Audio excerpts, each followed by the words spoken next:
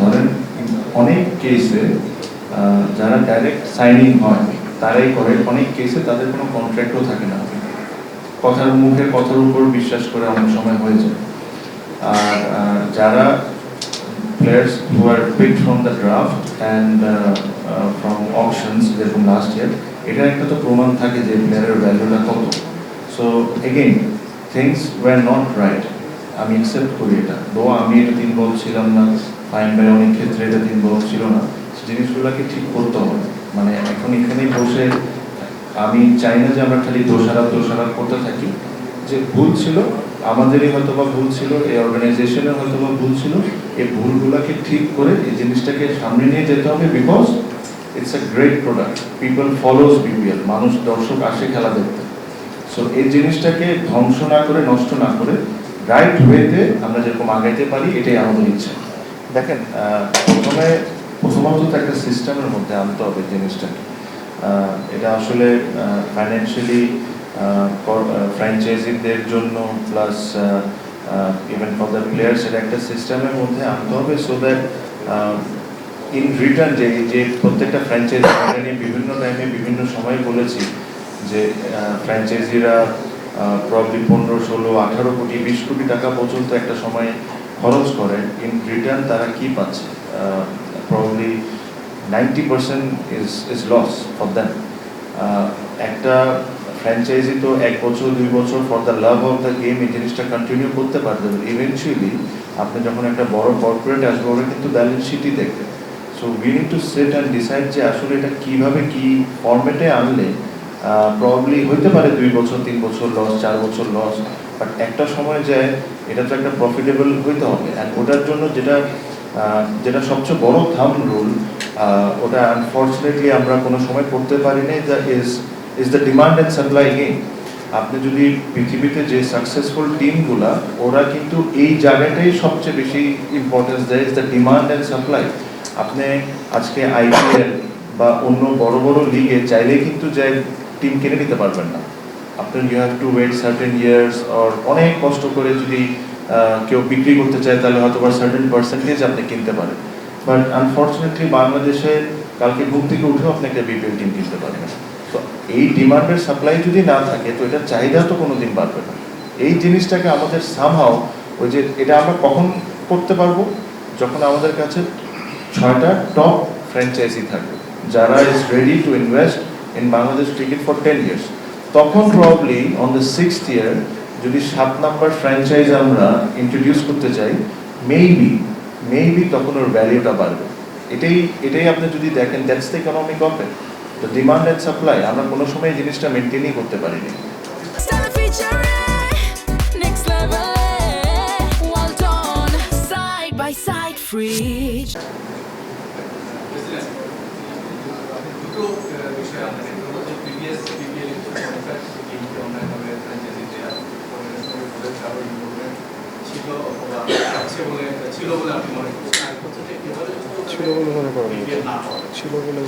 ছিল বলে মনে করি না, আমি বলেছি যে অ্যাকাউন্টেবল নিতে হবে।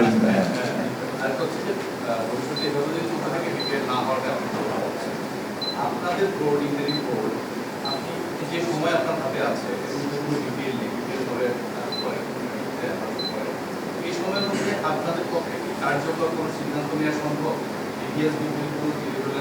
ব্যাপারে প্রসেসটা চালু করে কার্যকরভাবে আপনারা নিতে পারবেন কিনা, এবং বিপিএল যদি ভালো ফ্র্যাঞ্চাইজি না পান, নেক্সট সিজনে বিপিএল হবে না, এই সিদ্ধান্ত কি আপনি কার্যকরভাবে এখন নিতে পারবেন এবং পরবর্তী ভোটে সেটা পরবর্তীতে বাধ্য থাকবেন? Not necessarily, absolutely not necessarily যে আমি এই সিদ্ধান্ত নিব না, যে আমি যে টাইমলাইন আমাকে কভার করে না ওরকম কোনো সিদ্ধান্ত আমি নিব না।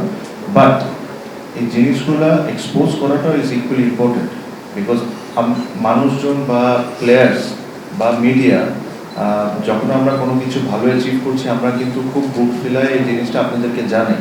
বাট যখন কি কারণে বিপিএলগুলো সাফার করছে, এটাও তো জানার রাইট সবাই রাখে। এটা লুকাচুরি করার তো গেম না। আমার কাছে মনে হয় বিআর অর্গানাইজেশন, আর এই অর্গানাইজেশনকে বাংলাদেশে প্রত্যেকটা মানুষ ওন করে। সো এখানে যদি কোনো কিছু রাইট না হয়ে থাকে, এই জিনিসটাকে এক্সপোজ করাটা ইজ এক্সট্রিমলি ইম্পর্টেন্ট।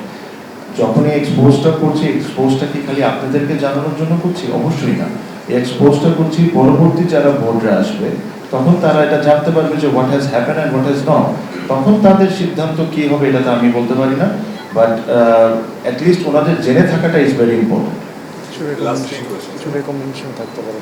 নবীন ভাই, গত বিপিএল এর দায়িত্বে যারা ছিলেন তারা একাধিকবার কিন্তু মিডিয়ার সামনে এসে বলেছেন যে ব্যাংক ব্যাংকের টাকা সম্পূর্ণ দিয়েছে, কিন্তু শেষমেশ আমরা জানতে পারলাম যে তারা মিথ্যে বলেছে।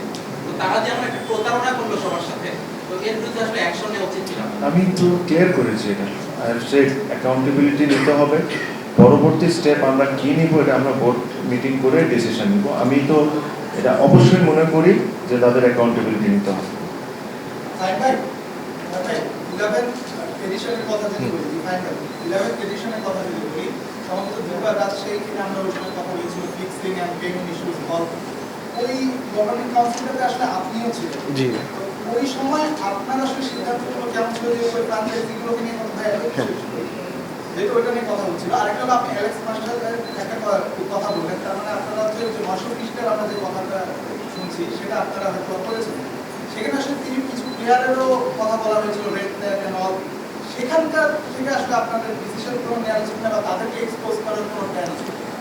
আচ্ছা, গভর্নিং কাউন্সিলে আমি গতবার ছিলাম, এটা ট্রু। আমাদের অভিযোগটা যদি আপনাদের মনে থেকে থাকে, আমরা বলেছিলাম যে আমাদের না জানিয়ে ডিসিশন হচ্ছিল, আর এটা প্রমাণ হচ্ছে গভর্নিং কাউন্সিলের মিটিং কয়টা হয়েছে। গভর্নিং কাউন্সিলের মিটিংয়ে যদি কোনো এই ধরনের কোনো ডিসিশন মিনিটস হয়ে থাকে, then I am also responsible, but I am sure আমি ওই ডিসিশনগুলোতে ছিলাম না। আর 9টা প্লেয়ারের বিষয়ে এটা আপনারা একটু পরে জানতে পারবেন।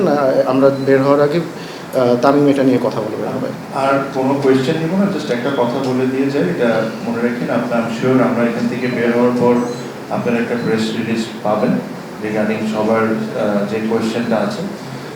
এখন রিয়াসত ভাইয়ের কোয়েশ্চেন ধরেই বলি যে যেহেতু এই তদন্তটা অনেক দিন ধরে চলছিল, ওই তদন্ত চলার সময় আমরা বোর্ডে ছিলাম না, বাট আমরা আমাদের সাথে এটাতে আমাদের কি ইনভলভমেন্ট এটার সাথে আমার কাছে মনে হয় যে যখন এই জিনিসটা আসে একটা বোর্ড ডিসাইড করতে পারে এই জিনিসটাকে লেন্দি করা, আর একটা বোর্ড ডিসাইড করতে পারে এই জিনিসটাকে একটা এক্সাম্পল হিসাবে সেট করে দেওয়া। সেটা আনসারিং টু ইউর কোয়েশ্চেন, ধরেন অনেক কেসে যারা ডাইরেক্ট সাইনিং হয় তারাই করে, অনেক কেসে তাদের কোনো কন্ট্রাক্টও থাকে না, কথার মুখে কথার উপর বিশ্বাস করে অনেক সময় হয়ে যায়।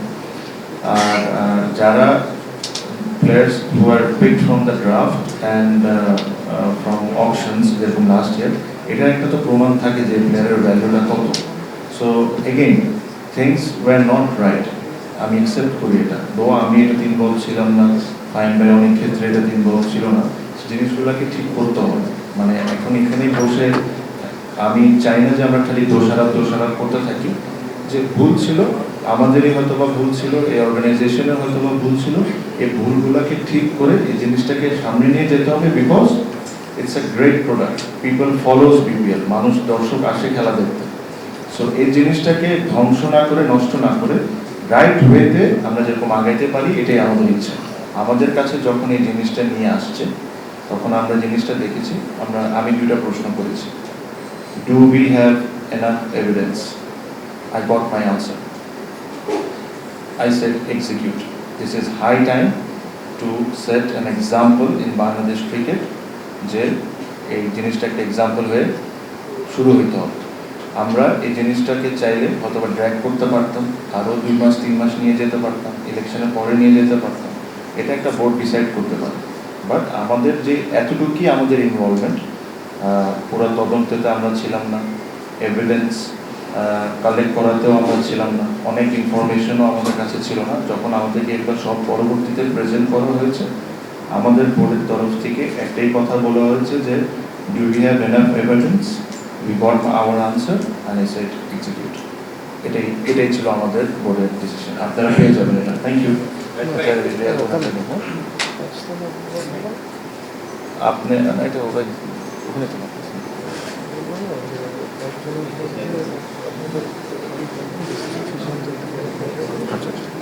আচ্ছা, আরেকটা জিনিস হলো যে এখানে 5টি ইন্ডিভিজুয়ালের ব্যাপারে আপনারা সিদ্ধান্ত জানতে পারবেন কিছুক্ষণের মধ্যে।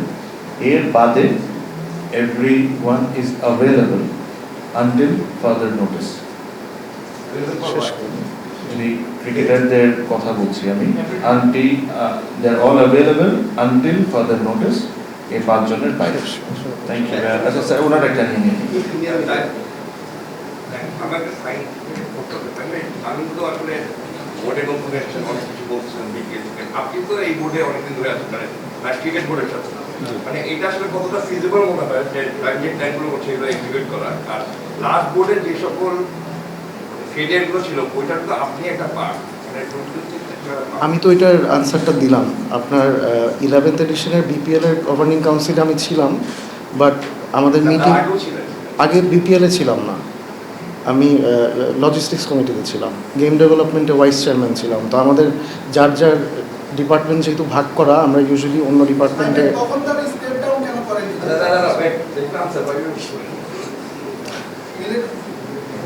আমরা উইথড্র করলাম, এটা কি এনাফ না? আর টাইমের ব্যাপারটা বলেন কোনটা?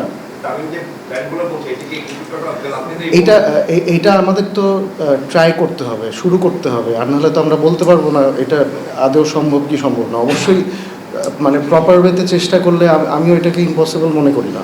আর আমি একটা বলতে পারছি, গতকালকে একটা প্রেস রিলিজ আসছে, আমি যেখানে দেখলাম যে কোচেস থেকে ডিস্ট্রিক্ট কোচেস মানে কেন দেখতে নেগেটিভ।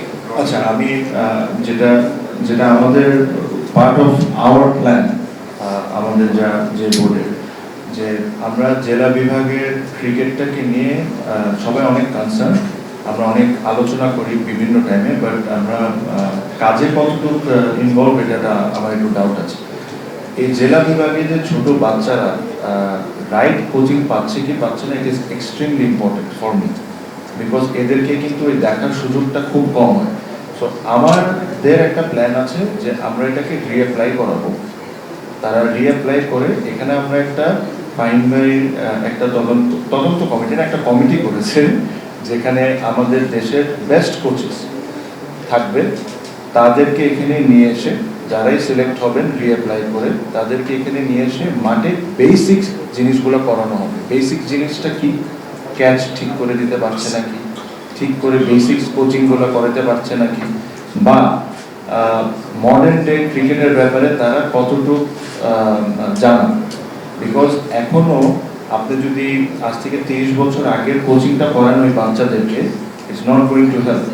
আজকে হয়তোবা একটা সময় ফ্রন্ট ফুটটা বলের কাছে নিয়ে যায় ড্রাইভ করাটা ওয়াজ ইম্পর্টেন্ট, আজকের দিনে ক্রিকেটের ইম্পর্টেন্টই না, hand I coordination is more important. So এই যখন এদেরকে আমরা রিঅ্যাপ্লাই করাবো, যারা হবে তাদেরকে এখানে ডেকে নিয়ে এসে ফিজিক্যালি বলেন সব কিছুর দিক থেকে একটা ক্যাম্প করানো, ক্যাম্প করায় ওখানে যারা পাস করবেন only they going to get the job, plus ওটার জন্য যারা পাস করবেন ফাইন্যান্সিয়ালি তাদেরকে আমরা কতটুকু আরো বেটার করতে পারি, এই সিদ্ধান্তটা আমরা সবাই বসে নিব। আমাদের ইচ্ছা আছে যে স্যালারি তারা পাচ্ছেন ওটাকে ইমপ্রুভ করার, এটা আমরা কতটুকু ভালো করতে পারি ওটা করব। So this was the main reason of reapplying, because এখানে একটা জিনিস আছে যে এখানে প্রচন্ড পরিমাণ রিকোয়েস্টেড কোচগুলোকে নিয়োগ দেওয়া হয়। সো যখন এই ক্যাম্পগুলো হবে, it will be all videoed. So next time কেউ যদি রিকোয়েস্ট করে কোনো ক্যান্ডিডেটের ব্যাপারে, আর তার যদি কোনো ফেলিয়ার থাকে ভিডিও সহ পাঠিয়ে দিব, আর কোনো ঝামেলা হবে না।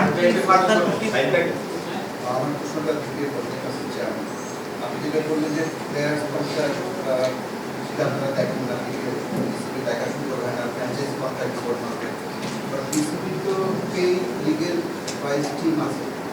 আচ্ছা, নট রং জি, এটা স্পেসিফিক্যালি এই কন্ট্রাক্টগুলো ইউনিক হওয়ার কথা এবং সেটা লিগেল টিমের করা কথা না, প্লেয়াররা তো ইন্ডিভিজুয়ালি করছে, পার্সোনালি করছে। শুধু করতে পারার কথা না, মানে কোনো ফ্র্যাঞ্চাইজ টুর্নামেন্ট আমরা দেখি এখানে কিন্তু একটা কন্ট্রাক্ট এগ্রিমেন্টে প্লেয়ারের নাম অ্যামাউন্ট ফ্র্যাঞ্চাইজির নামটা ডিফারেন্ট থাকে, টার্মস অ্যান্ড কন্ডিশনতে একই থাকে। বিসিবি লিগেল টিম এই করে রাখছে, মানে এটা কেন করে না, আমি যেটা আগে ছিল না। এতদিন কেন করে না এটা আমি বলতে পারবো না। মানে এখন যেহেতু একটা রেসপন্সিবল জায়গায় এসেছি, আমি শুরুতেই বললাম যে প্লেয়ারদের আমরা পার্সোনালি সহযোগিতা করার জন্য আমাদের লিগাল টিম ওদেরকে হেল্প করবে, এগ্রিমেন্টের ক্ষেত্রে ওরা পুরোপুরি সহযোগিতা পাবে।